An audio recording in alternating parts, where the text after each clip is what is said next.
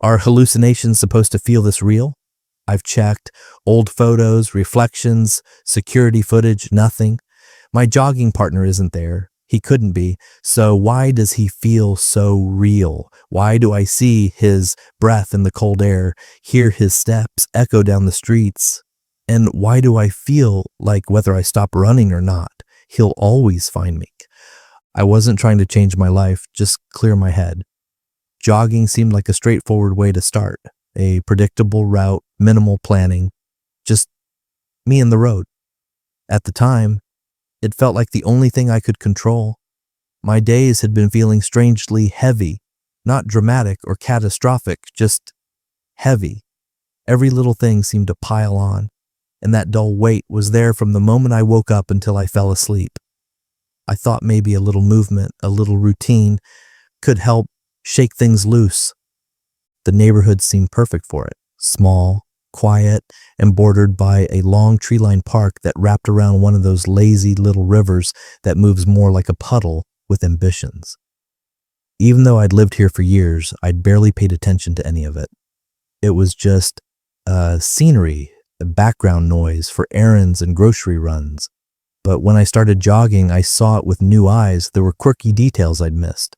Oddly shaped mailboxes, wildflower patches that spilled over onto sidewalks, a peeling sign listing park hours that no one seemed to follow.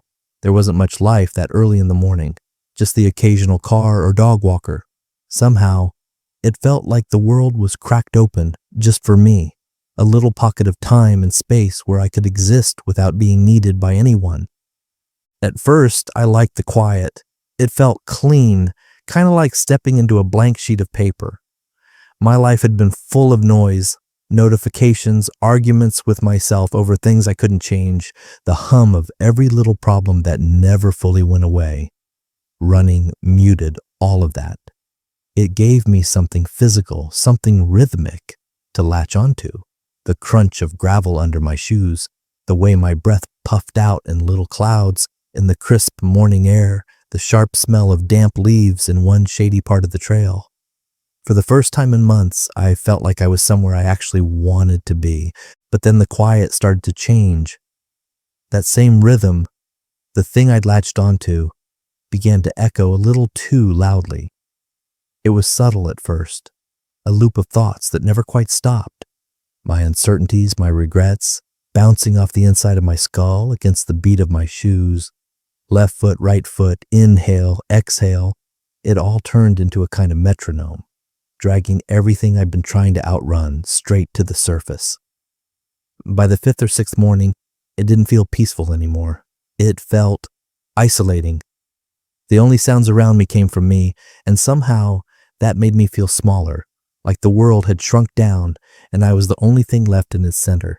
Then one morning, I wasn't alone. I didn't notice at first. I was coming around a bend, breathing so hard that I could hear my pulse in my ears when I caught sight of him. Just some guy jogging the opposite direction. He was steady, unremarkable really, wearing a gray hoodie and dark track pants like 100 other people, but there was something about the way his pace never faltered, the way he didn't glance up or nod like runners sometimes do when they pass each other. He just cruised by like I didn't exist. I kept going and the encounter slipped to the back of my mind until the next day when I saw him again, same spot, same time.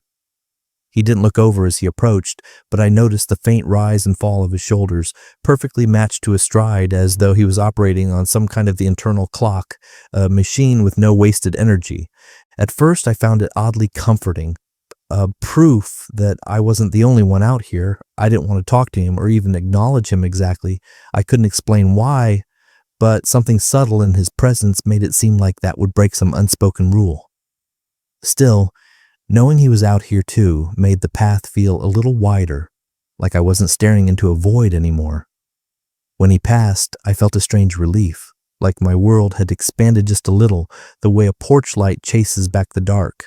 After a while, I started looking forward to it, not intentionally, but I realized I caught myself glancing at the time each morning, mapping out when I'd see him. There was something grounding in the way he showed up, like a marker along the route.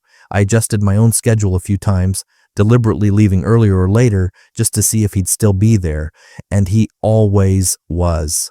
Unhurried, consistent, always matching his pace to mine. We never exchanged a word, but I began to feel like we had some kind of understanding, some strange, silent companionship. Whatever this routine was, it felt anchored now, habitual, as if it would carry me forward whether I wanted it to or not. But every so often, a small thought would crawl in from the back of my mind. Wasn't it strange that he didn't nod, didn't smile, didn't react at all, just a steady presence, always there, always just out of reach. I didn't even know his face well enough to pick him out of a crowd. If asked, something about him sat at the edge of my awareness, nagging like a sock with a pebble in it. At the time, though, I just brushed it off. Maybe he was shy. Maybe he just didn't care who was around him. And honestly, maybe I didn't either. All I knew was that the lonely stretch of my mornings didn't feel so hollow anymore, and I wasn't ready to give that up yet. I thought I'd found a new friend, but why did no one else seem to notice him? It had become routine by then. My jogging partner and me moving along the same stretch of park without speaking, like clockwork. I never planned our meeting times, but somehow we always fell into step together. With him a few paces ahead or off to the side, it all felt strangely coordinated, as if we both understood the rules of an unspoken game. It was comforting, regular, steady, just the rhythm of our footsteps, the occasional rustling of leaves, his calm, even breathing matching my own. That unhurried presence seemed to smooth out my restless thoughts. For a while, I even stopped questioning how he always just appeared. But little things started to stick out. I think the first clue came when I realized he never looked tired, not once. After weeks of seeing him every morning, I couldn't remember a single time when his pace lagged or his breath grew ragged. The temperature dropped sharply one morning, my lungs burned from the cold, and every part of my body ached. But there he was, gliding along like he wasn't even feeling the same weather. His hoodie never had sweat stains, never clung to his back like mine did, and his stride was unswerving, easy, perfect. I told myself some people are just more athletic. Maybe he was training for something, a marathon or triathlon. Still, watching him cruise through those runs without faltering made me feel heavier, like I was dragging myself through the motions while he floated on invisible rails. Then came the timing. I made an effort to change when I left the house, not dramatically, just by 5 or 10 minutes. But every single time he was there. Once I deliberately started well past my usual hour, thinking, there's no way he'll be out now. But as I rounded the bend by the old park bench, there he was. Same steady pace, same quiet presence, as though he could anticipate exactly when and where I'd be. I waved it off as coincidence. I mean, it had to be, right? People who jog regularly often stick to their own patterns, and maybe ours just lined up. But the thought gnawed at me. The park was big, full of intersecting trails and detours, and I'd never seen the guy anywhere but right there, the exact stretch where our paths crossed, not before, not after, just in that thin slice of time where I ran. I mentioned my new jogging partner to a neighbor once, halfway in passing. Her kids always played in the park, so I figured maybe she'd seen him, but she just frowned and said, "I always see you jogging alone." Are they new? That threw me. At first, I laughed, brushing it off. Maybe she hadn't been paying attention, but it didn't sit right. The park wasn't crowded at sunrise. If anyone was out there, you'd notice. Those words stuck with me for the rest of the day, replaying in my head even when I didn't want them to. So I started paying closer attention, really watching him. Tiny things, details that didn't make sense began stacking up. The way his hoodie hung limp instead of shifting with each stride, as though there wasn't quite enough weight inside to pull it right. How I never saw so much as a puff of steam rise from his breath, even on mornings when the cold made mine swirl thick and heavy. One particular stretch of trail floods often after it rains, leaving behind patches of soppy mud. You can always tell when someone's been through. The footprints linger for a while, each shoe print stamped deep like a signature, but his, none. By the time we crossed that stretch, the neat pattern of mine would already be behind me, but his side of the trail stayed smooth, untouched, like he'd never been there at all. By then, I couldn't shake the feeling that something was wrong. It was like a tune I couldn't get out of my head, only now the melody was out of sync, warped. I'd catch myself staring at his shadow, or rather, trying to. There were times, especially during sunrise runs, when our shadows should have stretched long in front of us, dark shapes spilling across the pavement. But his didn't. Mine was right there, clear as anything, but his side of the trail stayed empty. I tried to explain it away. Maybe he was positioned just right to stand in someone else's shadow, or maybe my own fatigue was playing tricks on me. The mind loves finding patterns where none exist, I told myself. That's all this was. Me overthinking, letting my paranoia run laps in my head, but no amount of reasoning could quiet the pit growing in my stomach.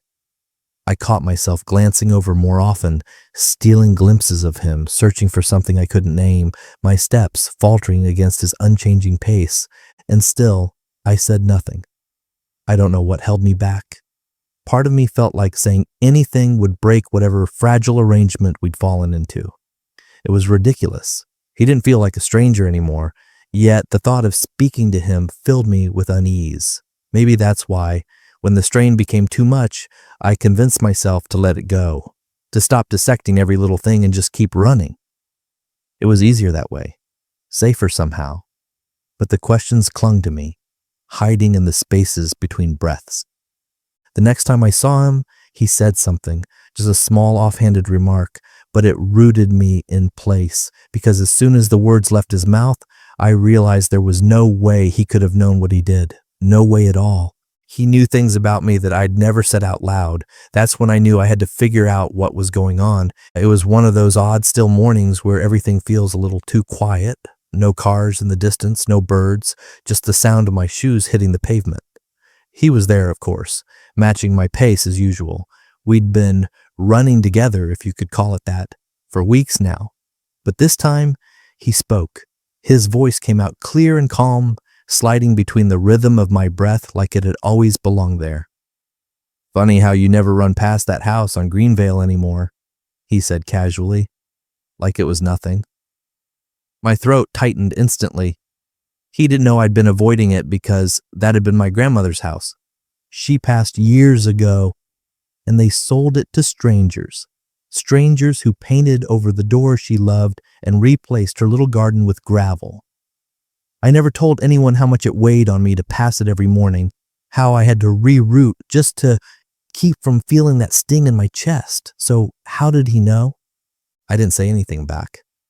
I just stared straight ahead like I hadn't heard him, but my mind wouldn't stop racing. It wasn't just the house, it was the way he said it. Breezy, like it wasn't odd at all. That was the first time he spoke, and it completely disarmed me.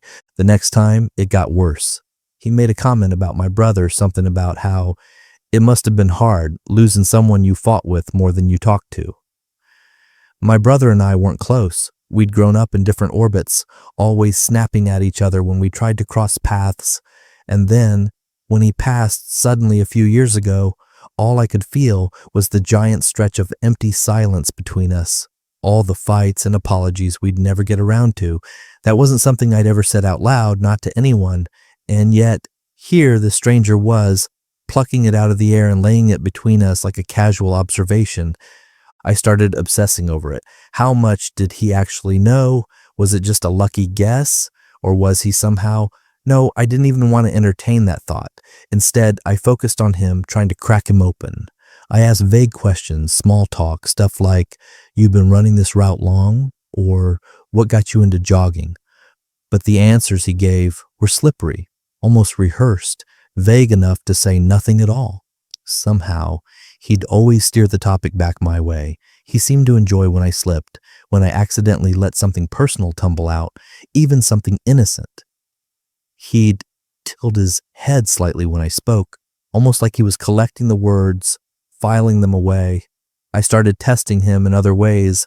I changed my route, taking long detours or cutting the run short just to catch him off guard, but he'd always adapt, matching me as though he already knew every move I was about to make. It wasn't subtle anymore. The way he anticipated me, my pacing and the direction I'd turn, felt deliberate now. He wasn't just keeping up, he was synced, perfectly in step with me like a reflection. That's when I started searching for answers in places I hoped wouldn't lead anywhere. Places like my old photos, those half-hearted selfies I'd started taking in the beginning to track my progress. I combed through every single one, scrolling back frame by frame, searching for some glimpse of him in the background, a blur of gray hoodie, anything. But in every shot, it was just me, not even a shadow out of place, just me standing alone against stretches of empty road or park trails that now felt unfamiliar. I didn't stop there, though. I checked reflections, too. The puddles I ran past, mirrors from inside convenience stores along my route. Each time, it was the same. My reflection, solitary, with no one else casting their shape beside me. That eerie, creeping feeling grew worse. I started hearing his footsteps, not just when I was running, but at random times. At night, when I was brushing my teeth or sitting alone in my kitchen, always faint at first, soft enough that I could dismiss them if I tried. The problem was, I couldn't. Eventually, I managed to get my hands on what felt like definitive proof, the kind of thing I thought would snap me out of it. The park had cameras, so I requested some old footage just to see. It took days before I could bring myself to watch. I didn't know what I was rooting for. To see him, to prove I wasn't just losing my grip, or to sit safely in the comfort that it was all in my head. But when I finally watched it, there was no question. There was no one beside me, not once, not for a second. That's when I knew the truth. He wasn't real. He never had been. But somehow, the more I thought about it, the less relief that truth brought. Because if he wasn't real, if he was never real, then what had I been running with all this time? And why, when I closed my eyes, could I still hear footsteps following close behind? He wasn't real? Or maybe he was? Either way, I can't escape him now. After the footage confirmed what I already suspected, my entire routine crumbled. I stopped running. Completely. It felt like the only logical choice. Like if I just removed myself from the equation, he'd disappear too. But the first morning I stayed in bed. I swear I could still hear the rhythm of footsteps outside, steady, unbroken, as if they were pacing back and forth at the edge of my driveway. The sound wasn't loud enough to be real, but it burrowed into my thoughts, hollowing out the quiet I'd been hoping for. I told myself this was just my mind, forcing patterns into silence, but deep down, I didn't believe that. The strangest part was how I could still feel him when I went about my day. It wasn't obvious at first, just little moments like walking to my car and suddenly feeling the skin on the back of my neck tighten, or sitting at my desk and catching myself glancing at nearby reflections. I kept expecting to see him out of the corner of my eye, standing just far enough away that I couldn't call it a coincidence, but every time I turned to double check, there was nothing there. Still, the feeling lingered, heavier now that I wasn't moving. The absence of running didn't bring relief. If anything, it made things worse. By the third day, the dreams started. In them, I was jogging again. The park was wrong somehow, more twisted, trees closer, casting shadows in directions that didn't match the light. And he was there, just ahead of me, his pace unbroken. I never managed to catch up to him, no matter how hard or fast I pushed myself. I always woke up in a cold sweat, the sheets tangled around me like I'd been running in my sleep.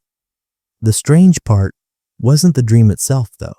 It was what followed, how my legs would ache when I woke up, the way my heart raced like I'd genuinely been exerting myself. I'd sit there panting, too scared to check if there were faint footprints trailing through the carpet next to the bed. I tried returning to jogging, hoping that maybe facing it head-on would take the edge off. That was the first morning I saw his breath hanging in the air. It was faint but unmistakable, curling out in small bursts like smoke. I paused mid-run, spinning to look for anyone else around, but the park was empty, completely still, except for the white puffs of vapor drifting from his hoodie. He didn't stop or slow down. He kept running, as if nothing had happened, until he drifted out of sight ahead of me. My legs felt locked in place. I don't even know how long I stood there, staring into the empty trail before turning back. Stopping altogether didn't work. Running didn't work. It didn't seem to matter what I tried. I couldn't shake the weight of him. It was like his presence had spilled into every corner of my life. leaving nothing untouched. At work, the office began to feel smaller. The hum of the overhead lights grew sharper, louder, until it drowned out the thoughts I tried to focus on. Walking between cubicles, I swore I could hear the faint echo of footsteps trailing me, just misaligned enough from mine to feel separate. In the apartment, the rooms seemed darker at night, shadows stretching in ways that made no sense, brushing the edges of movement without ever solidifying.